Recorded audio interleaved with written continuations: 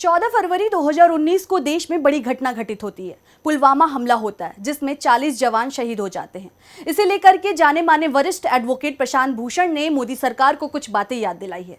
वहीं 2024 चुनाव को लेकर के भी बड़ी बातें कही है। उन्होंने कहा कि पुलवामा हमले की जांच होनी चाहिए। हम चाहते हैं कि पुलवामा हमले में जेपीसी गठित हो। और इसे लेकर के क्या कुछ बोला है प्रशांत भूषण ने, देखिए ये रिपोर्ट। सीआरपीएफ के जवानों को वो लोग कह रहे थे कि हमको एयरलिफ्ट करने दीजिए, उनको नहीं करने दिया गया। दूसरी बात, जो स्टैंडर्ड ऑपरेटिंग प्रोसीजर था उसका कई जगह उल्लंघन किया गया। पहला तो ये कि इतना बड़ा कॉन्वॉय एक साथ नहीं जाता। दूसरा ये कि हर जो रोड आ रही है जिस पर ये कॉन्वॉय जा रहा है उसके अंदर जो रोड्स एंटर करती हैं उनको सारा सील करना पड़ेगा, बैरिकेड करना पड़ेगा, वो भी नहीं किया गया। इतना सारा आरडीएक्स वहाँ कैसे पहुँच गया? ये इतने सारे इंटेलिजेंस अलर्ट्स आए, उनको क्यों इग्नोर किया गया? और इतने साल हो गए, अभी तक किसी की जवाबदेही नहीं तय करी गई किसी भी अफसर की। और वो जो एक इंक्वायरी, वो कहते हैं कि सरकार कहती है कि हमने ऑर्डर करी थी, किसी को नहीं पता कि उस इंक्वायरी में क्या हुआ। तो इससे एक बहुत बड़ा शक पैदा होता है, क्योंकि पुलवामा को खूब भुनाया गया चुनाव के लिए।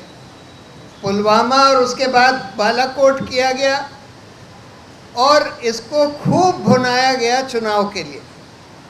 तो इसलिए ये शक पैदा होता है कि कहीं ऐसा तो नहीं है कि सरकार ने पुलवामा होने दिया, उनको पता था कि ये होने वाला है फिर भी होने दिया, जिससे उनको चुनावी लाभ मिल सके।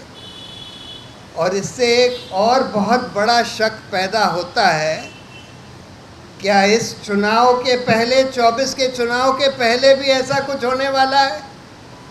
अब हमको ये पता है कि भाई अयोध्या मंदिर का इनॉग्रेशन होना है जनवरी में चुनाव से पहले। विश्व हिंदू परिषद, बजरंग दल ने अनाउंस कर दिया है कि हम सब जगह से, पूरे देश से ट्रेनें लाएंगे, बसें लाएंगे अयोध्या मंदिर पर। उसके बाद कुछ ये इन्फॉर्मेशन भी आ रही है कि शायद जैश ए मोहम्मद ने या अलकायदा ने ये अपने वेबसाइट पर बोल रखा है कि भाई हम अयोध्या के मंदिर पर अटैक करेंगे। तो एक बहुत बड़ा शक पैदा होता है कि क्या इस चुनाव से पहले भी कोई पुलवामा टाइप का या गोधरा टाइप का हादसा होने वाला है क्या? और क्या ऐसे हादसे को होने दिया जाएगा? क्या सरकार उसको रोकने के लिए, अगर ऐसा कोई अटैक अलकायदा, जैश ए मोहम्मद कोई भी प्लान कर रहा है, तो उसको रोकने के लिए एडिक्वेट सिक्योरिटी वहाँ करेगी या होने देगी कि उसका हम राजनीतिक लाभ चुनाव में ले सकें? तो ये बहुत बड़े सवाल हैं और इसीलिए हम लोग पुलवामा की जवाबदेही मांग रहे हैं, उसका पूरा सच मांग रहे हैं कि भाई इन सवालों का तो जवाब दीजिए कि ये कैसे हो गया और कौन उसके लिए जिम्मेदार है।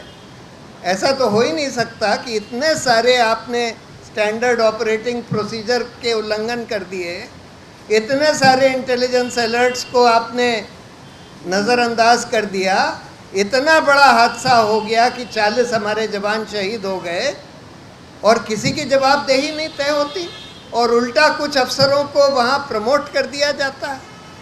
तो इसलिए ये बहुत बड़ा सवाल है। पूरे देश को ये उठाना चाहिए कि पुलवामा का सच पूरे देश के सामने आना चाहिए। बहुत बहुत धन्यवाद। प्रशांत भूषण लगातार सरकार के खिलाफ मुखर होकर के बोलते हैं, वो चाहे बेरोजगारी का मुद्दा हो या फिर अडानी का मुद्दा हो, हमेशा वो सरकार को उनके काम गिनवाते हैं। इस बार भी प्रशांत भूषण ने मोदी सरकार को घेरा है। क्या बोला है प्रशांत भूषण ने, देखिए ये रिपोर्ट। देखिए, अब तक तो पूरी जांच हो जानी चाहिए थी। गवर्नमेंट ने एक इंक्वायरी कराई थी, उसकी रिपोर्ट सामने लाएं। और फिर एक इंडिपेंडेंट, इस पर तो कायदे से एक जेपीसी होनी चाहिए। इतना बड़ा हादसा हो गया और इसके बावजूद हो गया कि इतने सारे इंटेलिजेंस अलर्ट्स थे, स्टैंडर्ड ऑपरेटिंग प्रोसीजर का इतनी जगह वायलेशन किया गया और किसी को जवाबदेह नहीं ठहराया गया।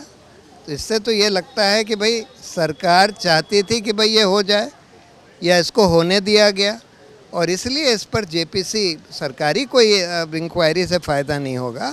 ये तो कोई बिल्कुल इंडिपेंडेंट इंक्वायरी हो तभी उससे कोई फ़ायदा नहीं। सर जेपीसी से याद आता है अडानी मामला। अडानी मामले पे अभी आप कर रहे हैं काम, इस पे क्या अडानी मामले पे देखिए, अडानी में तो बिल्कुल साफ है कि भाई अडानी ने डीआरआई के जो हेड थे उन्होंने एक चिट्ठी लिखी जनवरी 2014 को सेबी के चीफ को कि भाई हमारे पास बहुत एविडेंस है जो ये दिखाता है कि अडानी ने ओवर इन्वॉइसिंग पावर इक्विपमेंट का जो परचेज़ किया है उसके ओवर इन्वॉइसिंग से करीब करीब 7,000 करोड़ रुपया, 6,000 करोड़ से भी ज़्यादा साइफन आउट कर दिया है, और उसको मॉरिशस ले जाकर उन्हीं की कंपनियों में उनके शेयर्स खरीदने में इन्वेस्ट किया गया है जिससे शेयर प्राइस का मैनिपुलेशन किया जा सके।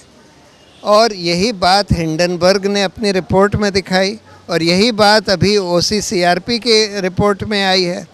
लेकिन सेबी ने वो इन्वेस्टिगेशन करने के बजाय उस पर पूरा पर्दा डालने का काम किया कि उन्होंने रूल्स ही बदल दिए कि जो कंपनियां यहाँ इन्वेस्ट करती हैं वो अपना अल्टीमेट बेनिफिशियल ओनर ना बता पाए। सर अभी फ़िलहाल में एक अटैक हुआ था कश्मीर में, उसको लेकर के G20 का जो सम्मेलन ख़त्म हुआ था उसको लेकर के प्रधानमंत्री फूल बरसाए जा रहे थे, ऐसी खबरें छपी थी, इस पे क्या कहना चाहिए? नहीं, इस पर हम कुछ खास नहीं। सर आने वाले आपने जो बोला 2001 सर एक क्वेश्चन 2024 में चुनाव में जो आपने बोला कि अटैक हो सकता है, राम मंदिर पे हो सकता है या कहीं भी अटैक हो सकता है, उससे क्या? नहीं, देखिए, पुलवामा पर इतना बड़ा हादसा हो गया और सारे स्टैंडर्ड ऑपरेटिंग प्रोसीजर वगैरह का उल्लंघन किया, इतने इंटेलिजेंस अलर्ट्स आपने इग्नोर किए, और ऐसा लगता है कि शायद ये होने ही दिया गया, क्यों किसी को जवाबदेह भी नहीं ठहराया गया। लगता है कि सरकार शायद चाहती ही थी कि ऐसा हो जाए जिससे इसका राजनीतिक लाभ उठा सकें, और खूब राजनीतिक लाभ उठाया इलेक्शन में। अब राम मंदिर बन रहा है, जनवरी में इनॉग्रेशन होना है, अल कायदा ने बोला है कि हम उस पर हमला करेंगे, उधर विश्व हिंदू परिषद और बजरंग दल ने बोला है हम हज़ारों ट्रेन चलाएंगे लोगों को लाने में। हम कह रहे हैं कि खुदा ना खास्ता कोई अटैक हो जाए, कोई दूसरा गोधरा टाइप का हादसा हो जाए, उसके लिए सरकार पूरे प्रिकॉशन ले रही है क्या? और अगर नहीं ले रही और अगर ऐसा हादसा हो जाता है तो किसको जवाबदेह माना जाएगा?